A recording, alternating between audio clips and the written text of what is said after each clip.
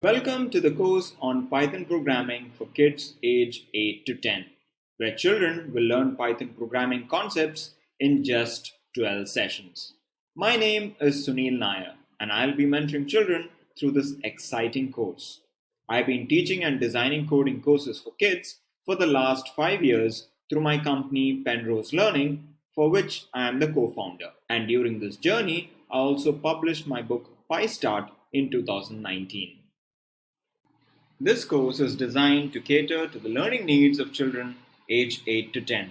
After completion of this course, children will have an excellent foundation in basic programming concepts and have the ability to build applications independently.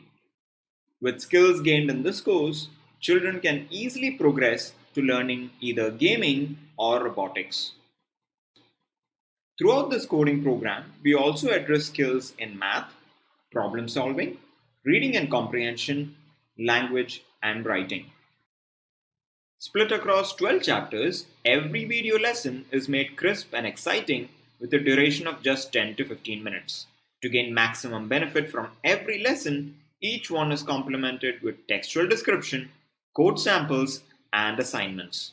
The ideal student for this course is a child aged 8 to 10 with basic keyboard typing skills.